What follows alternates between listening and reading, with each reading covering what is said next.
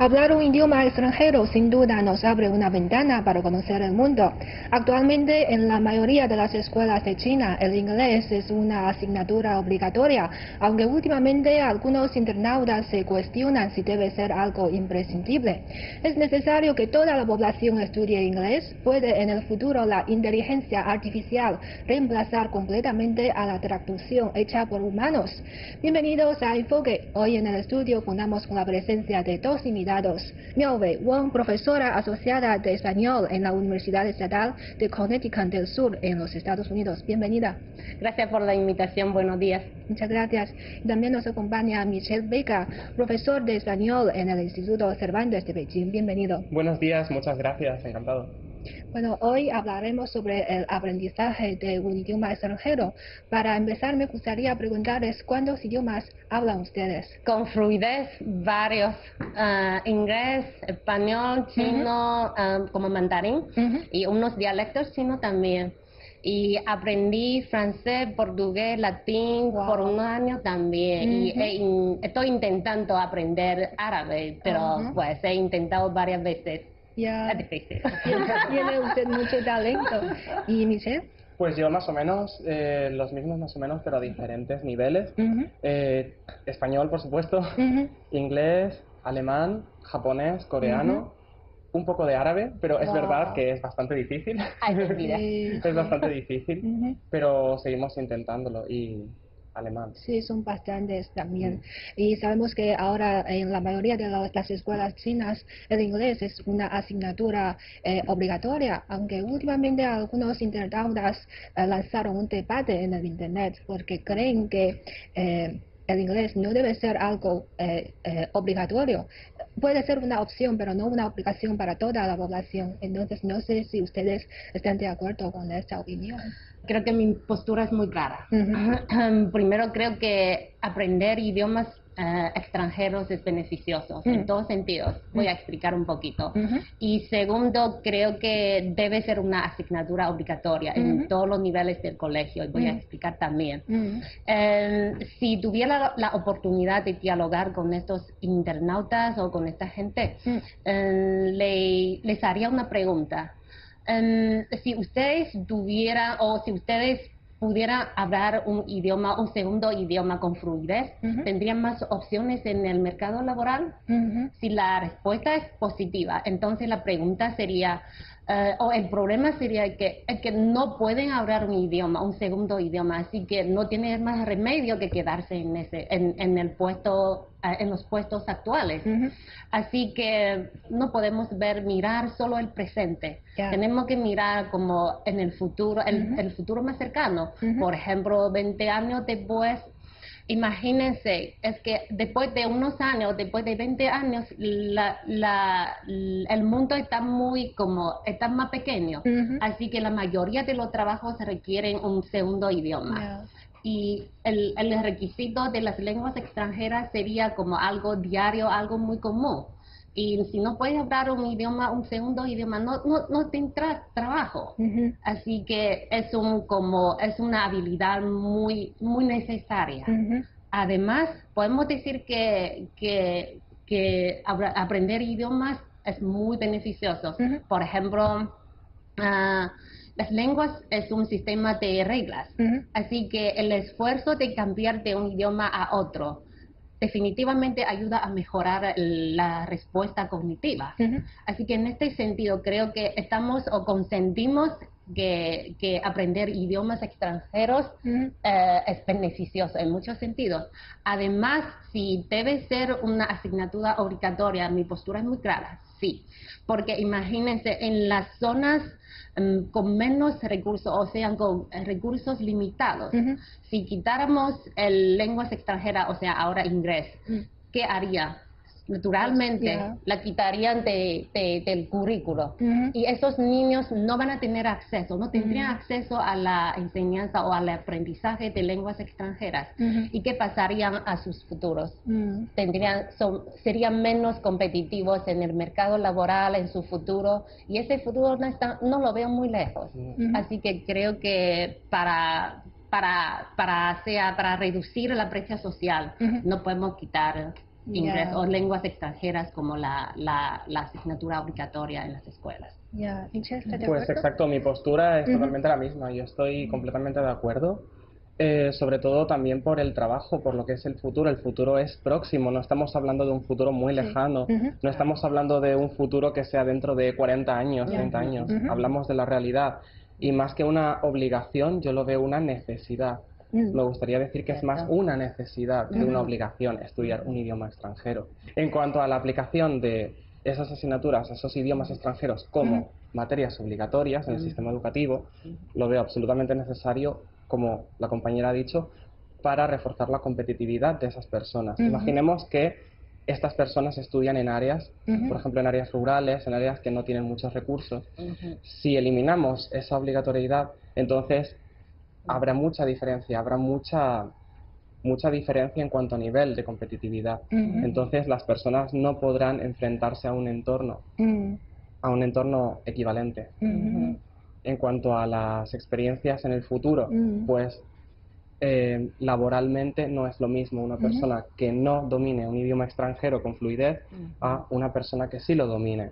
No solamente estamos hablando de tener trabajo en su propio país, sino de expandirse internacionalmente. El dominio de un idioma extranjero te puede permitir una expansión internacional. Hay que tener una perspectiva más amplia. Y además de eso, el mismo proceso de estudiar un idioma extranjero nos puede traer muchos beneficios, como usted ha mencionado, el fortalecimiento del cerebro. ¿Y puede nos profundizar un poco más sobre este tema? Creo que la lengua es un sistema de reglas, ¿no? Para aprender o para poder hablar un idioma necesitas incorporar las reglas de este idioma a esquemas de asociaciones. Así que el esfuerzo de cambiar de un idioma al otro te ayuda a mejorar o activar este proceso, este funcionamiento del cerebro. Así que es muy para la gente común y corriente también. ¿Y conocen algunos casos en que el hecho de estudiar un idioma extranjero haya cambiado la vida de alguien? Me ha cambiado la vida. Sí, a todos nosotros. Sí, a todos nosotros. Sí. Ajá, porque por eso estamos aquí. Por eso estamos aquí. Sin el dominio del idioma no puedo entender los textos y los productos culturales de ese país, de esa cultura, claro. Pero les puedo poner un ejemplo de un estudiante mío.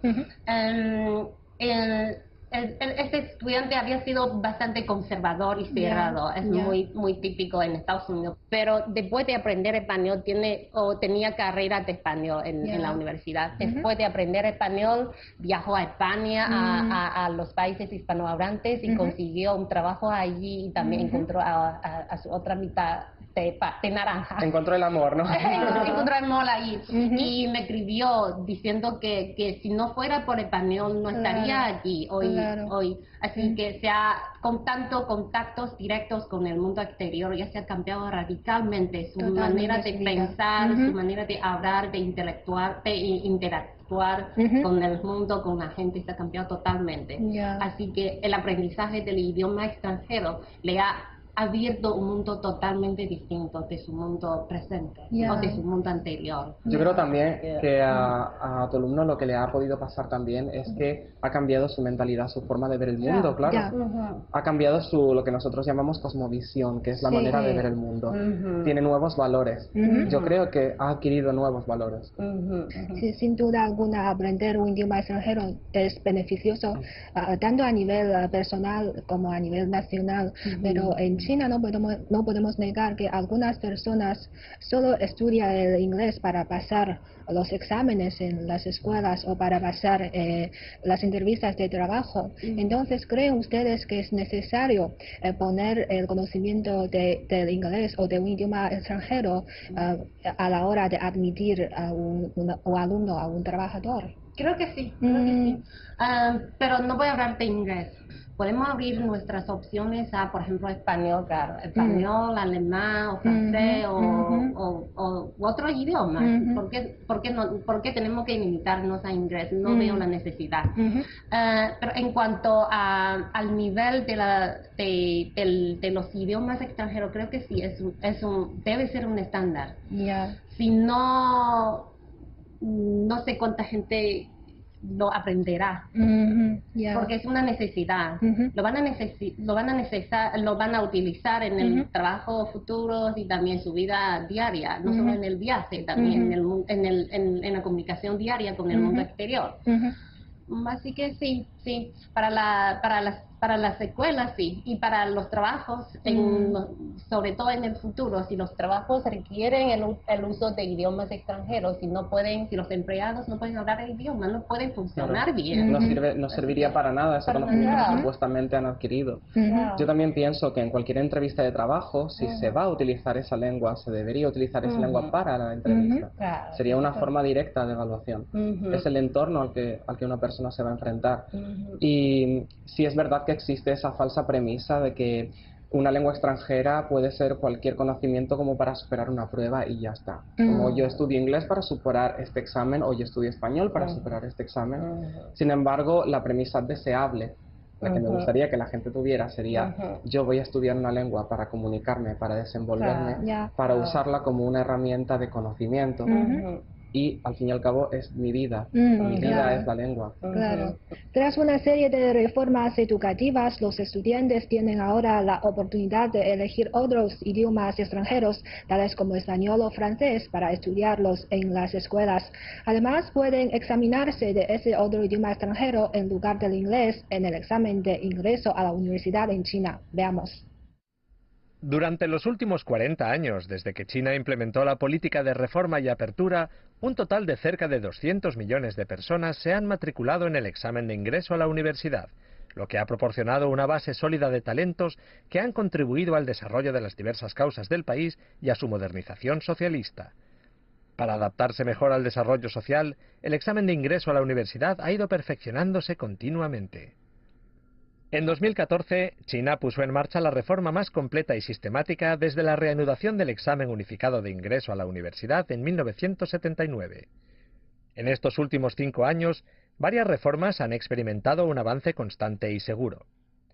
A principios de 2017, el Ministerio de Educación del país emitió un programa de estudios revisado, así como nuevos estándares curriculares para las escuelas secundarias ordinarias, con lo que se optimizó aún más la estructura de los cursos. Según este documento, se añaden a los programas educativos el alemán, el francés y el español sobre la base del inglés, el japonés y el ruso, los cuales se habían incorporado a los cursos de escuelas secundarias hace ya unos años. De esta forma, las escuelas pueden elegir de forma independiente cuál es su primer idioma extranjero, a la vez que se las apoya creando las condiciones para que comiencen a impartir cursos en un segundo idioma extranjero. Los expertos del Ministerio de Educación indicaron que ampliar el abanico de idiomas extranjeros que se enseñan en las escuelas de secundaria es una tendencia general. La razón por la que se añaden al currículo el alemán, el francés y el español es porque esto constituye también un fin que facilita los intercambios internacionales, ya que estos idiomas tienen una amplia cobertura a nivel mundial y se utilizan en muchos eventos internacionales. En el futuro, se añadirán otros idiomas extranjeros según la situación del momento. Los estudiantes tienen ahora la oportunidad de elegir uno de estos 3 idiomas extranjeros en las escuelas y pueden examinarse de ese otro idioma en el examen de ingreso a la universidad, además del inglés. Los expertos educativos también señalaron que, en respuesta a la búsqueda unilateral a largo plazo de la tasa de ingreso a la universidad, el nuevo programa de estudios revisado enfatiza que la educación secundaria debe tratarse de una preparación no solo para el ingreso a la universidad, sino también para que los estudiantes se adapten a la vida en sociedad y a su carrera profesional, y sienten las bases para su futuro desarrollo a lo largo de toda la vida. Como hemos visto en el vídeo, ahora los estudiantes chinos ya tienen otras opciones en cuanto a extranjero para estudiar en las escuelas. ¿Ustedes cómo ven este cambio, profesor? Estoy a favor de todo mi corazón y alma, y me alegro de verlo también. Creo que el monopolio lingüístico de inglés es un fenómeno histórico, no va a durar para siempre. Porque antes de inglés tuvimos francés, antes de francés habíamos tenido algo más. Así que no, los estudiantes deben tener las opciones de otros idiomas, por ejemplo español. Español se habla en la mayoría del mundo, por favor. Y el francés, el alemán, si a los niños les gusta, ¿por qué no? El diseño del currículo también refleja el pensamiento, o sea, no el pensamiento, los valores de un gobierno. Cuando presta mucha atención a un idioma o cuando ponen toda la atención en un idioma, eso refleja como algo. Sí, yo también estoy totalmente de acuerdo con esta medida que se ha tomado, porque hace visible a todas esas lenguas que hay en el mundo. Por ejemplo, el español, que estamos hablando de la segunda lengua materna de la humanidad, que se habla en 21 países oficialmente. Asimismo, con otras lenguas también me parece muy importante esa medida que se ha tomado, porque hace visible otra realidad, no solamente la realidad que mencionaba sobre el monopolio de un idioma. Y yo creo que los monopolios, por así decirlo, son algo muy pasajero, son tendencias muy pasajeras. Y en cuanto a perspectivas al futuro, pues me parece una medida muy acertada. Y me gustaría que pudieran implementar todos los idiomas posibles, todas las lenguas posibles, porque así al mismo tiempo abre muchas puertas a todo tipo de relaciones. Por ejemplo, desde el punto de vista laboral antes comentamos esto, el punto de vista laboral de los aprendices, pero también por otra parte abre las puertas a relaciones con el exterior. El propio gobierno se puede relacionar con un montón de países que antes a lo mejor no tenía en tanta perspectiva y ahora sí puede hacerlo de una manera más fluida, más natural, y de alguna manera se podría establecer una cierta relación de empatía, por así decirlo.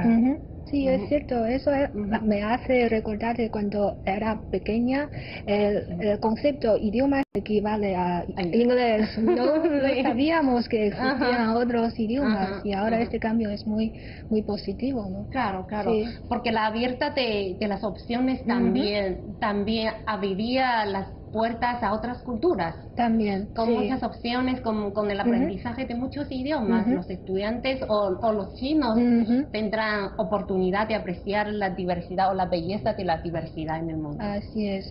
Y en los Estados Unidos o en España los alumnos pueden también elegir su idioma extranjero como desea. ¿O en qué grado ya puede hacer esta elección? En general, los niños de familias ordinarias empiezan el aprendizaje de idiomas en la escuela secundaria.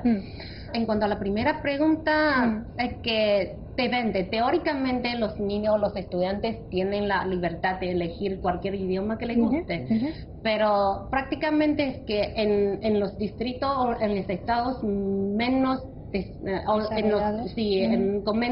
con cursos limitados. Muchas veces las escuelas solo ofrecen un idioma o dos idiomas. Por ejemplo, si solo ofrecen un idioma, en la mayoría de los casos es español. Así que los estudiantes no tienen otras opciones que elegir español. Eso pasa mucho en la zona, en los distritos desfavorecidos. Así que la brecha social o el aprendizaje de idiomas en Estados Unidos se ha convertido en un privilegio de las familias adineradas, o sea, con más recursos. ¿Y qué tal en caso de España es un poco diferente. En España la parte en la que se coincide es que, claro, cuanto más recursos tiene esa familia, más posibilidades tiene extraescolarmente esa persona de aprender un idioma, una lengua. El problema viene, por ejemplo, en las instituciones públicas, por ejemplo, en las áreas, pero no podemos decir, por ejemplo, en el caso de España, con menos recursos, sino las áreas en las que abundan más colegios públicos, más institutos públicos. Es verdad que se puede elegir una segunda lengua extranjera, aparte de, por ejemplo, el inglés, que es la obligatoria para nosotros desde nuestro punto de vista. Podemos elegir francés, alemán, pero ahora mismo está habiendo más reformas para implementar más lenguas. Por ejemplo, el chino ya es otra opción, el chino mandarín en muchos colegios, pero es verdad que todavía esta medida no se ha extrapolado a todos los centros. Es verdad. Por ejemplo, en Canarias, la comunidad autónoma donde yo he residido, es cierto que los colegios privados o concertados sí tienen un abanico más amplio para elegir. Eso sí es una realidad. Creo que si lo comparamos con Estados Unidos el impacto no es tan grande, pero es una realidad. Y nuestros deseos supongo que sería que en un futuro todo el mundo optara por más posibilidades.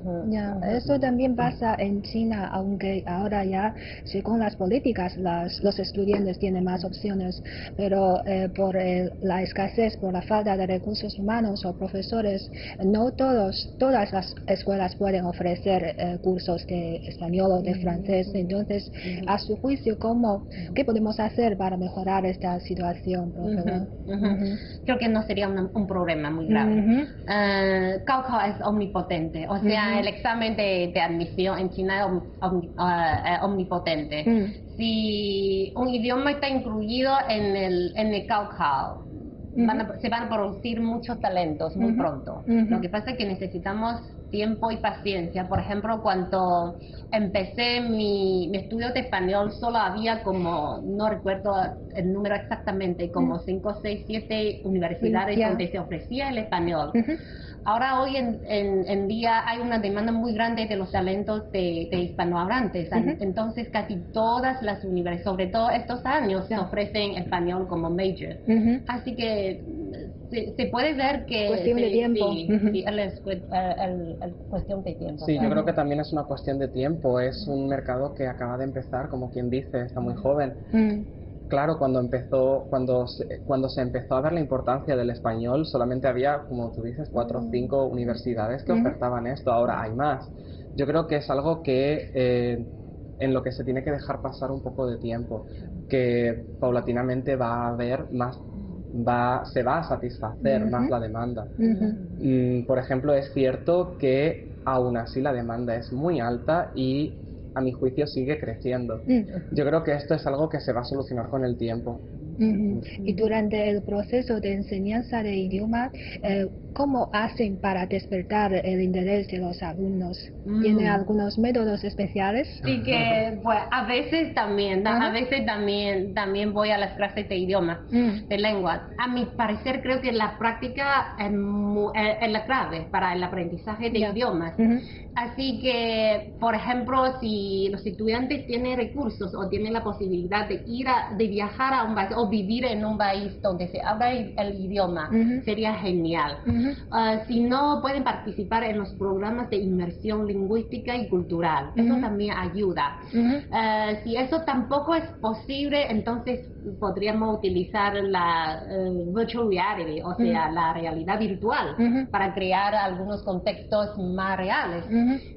Creo que sí, creo que la práctica, además la práctica en los contextos significativos, no sean como las prácticas mecánicas, a veces se repiten una y otra vez. Claro, la repetición también es muy importante, pero la comunicación en contextos significativos, creo que eso es muy, muy importante. Y para que los estudiantes practiquen, necesitamos, creo que bajar el nivel de, ¿cómo se llama en español? Affective filter, como filtro afectivo, para hacerles sentir más cómodos. Eso es muy importante. Por ejemplo, en mis clases de lengua siempre les